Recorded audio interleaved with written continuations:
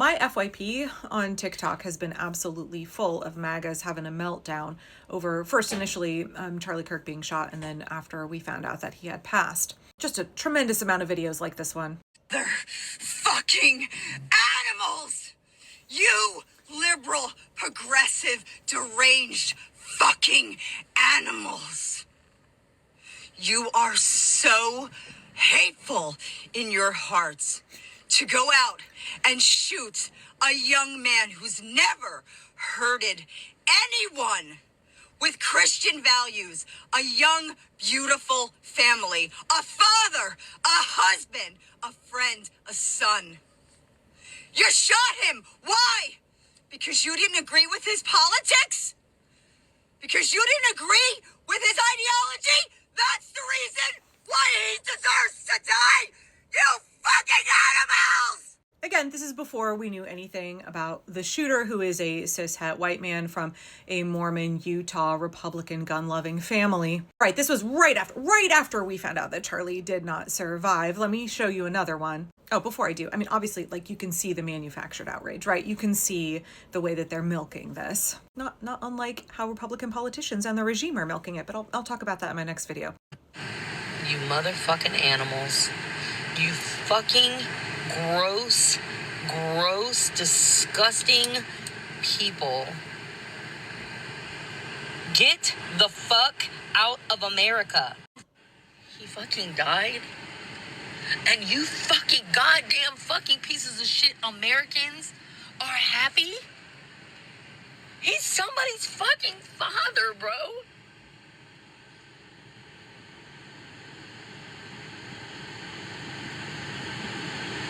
I fucking hate liberals so fucking much. Just want to remind y'all, when these were filmed, there was no identification of the shooter. It was being spouted all over social media from Donald Trump himself, from the likes of Nancy Mace and others, that this person who did the shooting must be a liberal, which is weird considering the fact that the only outright threats that we saw against Charlie Kirk were from folks on the right. And I know lots of us have been talking about how Republicans didn't have any of this kind of reaction after Melissa Hortman and her husband were assassinated by a MAGA Republican earlier this year. That was a political assassination of a politician in Minnesota. None of this, like, she was a wife and a valued member of the community, and she wasn't spewing hate. I'm just going to keep saying it. It is okay for you to feel happy, to feel relieved when someone who is causing harm is no longer able to inflict that harm upon you. Someone in my comments said you are allowed to sigh in relief when the thorn has been removed from your paw. And not just that, like, Charlie Kirk advocated for violence against Black folks, against immigrants, against trans folks, against women. You are allowed to feel relief that he can no longer inflict that kind of harm on this nation. And also at the same time condemn political and gun violence. You are allowed to have a mix of emotions because we are complex human beings. Now, I want to show you one more clip.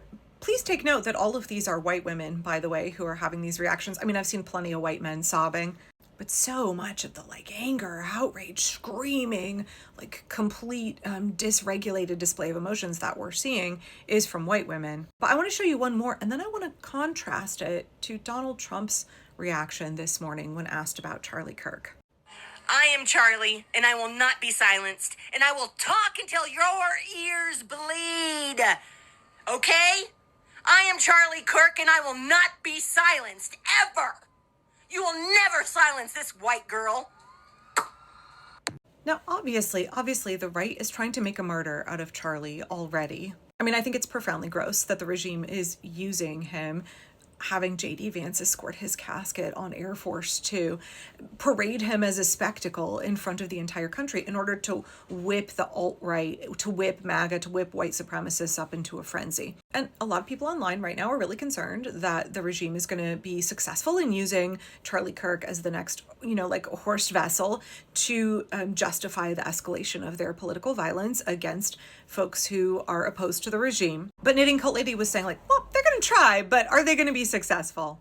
The regime is always trying all kinds of shitty things, and it would be wrong of us to presume that because they are trying something, they will inevitably be successful at it. In fact, I saw a really good BlueSky about this, and then I want to talk about what Trump said. This comment, I hope I don't sound naive here, but I don't think this project to turn Charlie Kirk into a combination of Mr. Rogers and Gandhi is going to work. Yep, I agree with that. We're seeing all of these folks online get really angry over this. They've never cared about when Black folks, trans folks, women in domestic violence situations, children in schools have been the victims of gun violence. They have all of the outrage for Charlie Kirk. They're heartbroken. They think that everybody who is, maybe not so sad over it are monsters, animals. They love to use that term, animals, right? The right is always dehumanizing their opposition. It's much easier to justify political violence, gun violence, brutalizing other people when you dehumanize them, when you refer to them as animals, as monsters. You use slurs to describe them, like Nancy Mace did yesterday. But then this morning, Donald Trump was asked about Charlie Kirk. I found his response to be such a sharp contrast between the reactions we're seeing online.